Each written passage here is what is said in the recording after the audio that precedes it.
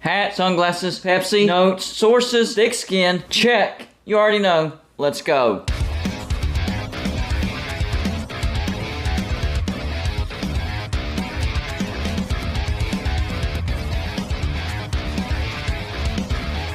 Welcome to Golden Blue today, everybody. This is a college football channel. So if you like college football, hit the like and subscribe button. It's that simple. Also, send gear to represent your team and be a part of my background forever. All you have to do is send it to P.O. Box 360, Liberty, South Carolina 29657. I want to talk about two championship games today, and they're getting some buzz. I'm talking about the Big X championship and the Big XII championship. I'll talk about the other conference games, but in this video, it's about the Big X and the Big XII. First up, the Big X. A lot of people think that Purdue is going to upset Michigan. I disagree, but let's talk about it for a minute. Purdue is 8-4. They didn't finish the regular season ranked, but they do have an argument. Purdue does have an argument to be in the top 25. However, the playoff committee doesn't see it that way. Michigan, on the other hand, they finished the regular season number 2, undefeated, 12-0. Now, for Purdue, their 4 losses. Penn State, they lost at home 35-31. That's not a bad loss. It's at home, I know, but it's a close loss. They had a chance to win that game. Not a bad loss. Then at Syracuse, 32-29. At the time, it wasn't a bad loss. Syracuse was at full strength, and the refs really screwed over Purdue. So I don't count that one as a bad loss either. But these next 2 losses don't look good. At Wisconsin, 35-24. We all know that Wisconsin struggled. They will go to a bowl, but they're not a very good team. And then they lost to Iowa at home, 24-3. Number one, how do you allow Iowa to score 24 points on you? Number 2, only 3 points? Listen, I know Iowa's good, but Purdue has a better offense than that. That was a bad loss. Iowa had a chance to get to the Big X championship had they beat Nebraska, but they blew it. So Purdue's actually lucky that they're in the Big X championship. Their best wins this year: at Minnesota, they won that 20-10. At Maryland, they won that 31-29. And then at Illinois, they won that one 31-24. So nothing really to brag about. I mean, those are some decent wins, but those are their best wins. Now, on the season, Purdue averages 28.6 points per game. That's 66. That's not a very good offense. Not a good offense at all. You're going to have to do better than that if you want any shot of beating Michigan. They allow 23.1 points per game, which is 41st. So a little bit better on defense, but still nothing to brag about. The quarterback, O'Connell, on the year, 288 for 452. That's 63.7%. He's thrown for 3,124 yards, 22 touchdowns, but 11 interceptions. I do think that Purdue might have the better quarterback, but he's thrown way too many interceptions. That number needs to be much lower for me to be comfortable to call the upset here. I don't think he's good enough protecting the ball. And Michigan will be the best defense by far, including Iowa's, that they will have faced all year. They also have a decent running back in Maccabee, 165 carries for 849 yards. That's 5.1 yards a carry and 8 touchdowns. So they do have a two-dimensional offense. They can move the ball, but their problem is actually scoring, and they're going to have to score a ton of points to beat Michigan. I just don't see it happening. Now, for Michigan, 0 losses, of course. 2 close wins. Maryland 34-27, and then of course Illinois 19-17. They were lucky to escape Illinois with the win. They just had a really bad game. Their best wins, of course, Maryland 34-27, at Iowa 27-14.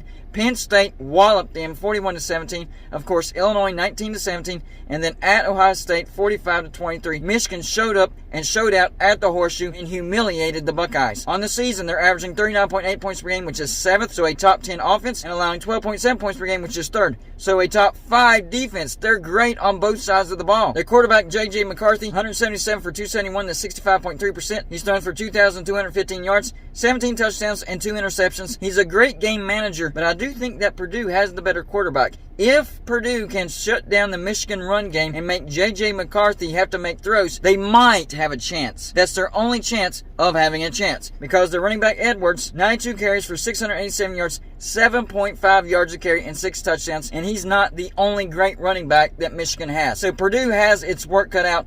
I don't think Purdue can do it. They don't have any great wins to hang their hat on, and this will be by far the best team that they've played all year long. And I don't think Purdue can cut the mustard on this one. I have Michigan all over Purdue. Final score 41-17. No problem. Michigan on to the playoffs. And I think Michigan is a real contender for the national championship. I think they are ready this year. Last year, they were glad to get there. This year, they're ready for a national championship. Watch out for Michigan in the playoffs. The other game that I'm talking about is the Big XII championship. This is going to be a good one, guys. Number 10, Kansas State, who finished 9-3, against number 3, TCU, who finished 12-0. TCU had to fight and claw their way up to number 3, not getting a lot of respect, but teams started losing and TCU started jumping up. I think TCU deserves to be in top 4, so I'm liking that number 3 ranking. So for Kansas State, their 3 losses. Tulane, 17-10. At the time, I was thinking, wow, that is a terrible loss. Turns out, Tulane is actually a pretty good team. Possibly the best best group of 5 team in the nation. They also lost at TCU, so they've already lost at TCU 38-28. But you have to keep in mind, Kansas State was down to their 3rd string quarterback. Whenever their 1st string Martinez was in and Howard, their 2nd string, was in, Kansas State was actually dominating TCU. And then the 3rd loss was to Texas 34-27. Their best wins was against Oklahoma State 48-0. You have to realize at this time Oklahoma State was a top 10 team. That blowout loss started the descent of Oklahoma State. So yes, that is a good win. And then at Baylor 31-3. Quarterback Will Howard, he's a good quarterback. 83 for 132. That's 62.9%. He's thrown for 1,224 yards, 13 touchdowns, and 2 interceptions. But this offense runs through Deuce Vaughn. He is one of the best running backs in the entire nation. 245 carries for 1,295 yards, 5.3 yards a carry, and 7 touchdowns. So for Kansas State, they averaged 33.4 points per game, which is 34th. That's actually a pretty good offense. Not elite, but pretty good. And their defense allows 19.4 points per game, which is 14th.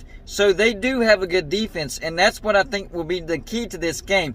This will be the best defense that TCU has played all year, and I know that they've already played this defense and they beat them, but Kansas State wasn't 100% on the offensive side of the ball. TCU will have to, and I'm talking have to, shut down Deuce Vaughn if they want any shot of winning this game. If they allow Deuce Vaughn to run free, then Kansas State could win convincingly. But let's talk about TCU. 0 losses. A lot of close wins, though. I didn't realize this until I looked into it. So here's a list of their close wins.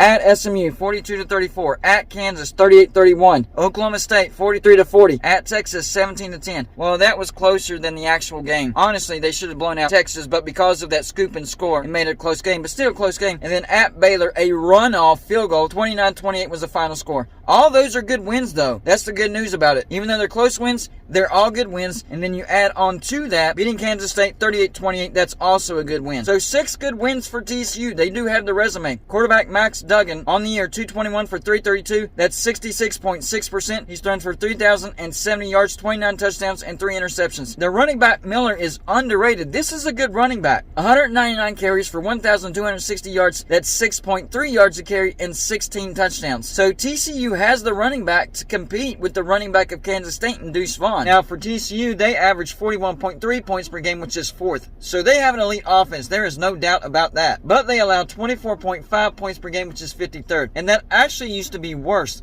They used to be in the 70s in scoring defense. So the defense has gotten better throughout the year, but they need their defense to play their A-plus game against Kansas State if they want to beat Kansas State. Here's the problem that I see for TCU. Number one, it is very, very difficult to beat a really good team twice. Yes, they beat Kansas State the first time, but it took Kansas State getting down to their 3rd string quarterback because they were blowing out TCU. TCU had to come back in that game. They were blowing out TCU with their 1st string Martinez and their 2nd string Howard. Howard is healthy. He's good to go. He's going to start this football game. So with Will Howard starting for Kansas State, I think Kansas State has a legitimate shot to beat TCU. Here's my opinion. I think TCU should be a lock no matter what. I think Georgia is a lock whether they win or lose. And I think Michigan is a lock whether they win or lose. I think, this is my opinion, TCU should be a lock whether they win or lose. But the problem is, I'm not the playoff committee.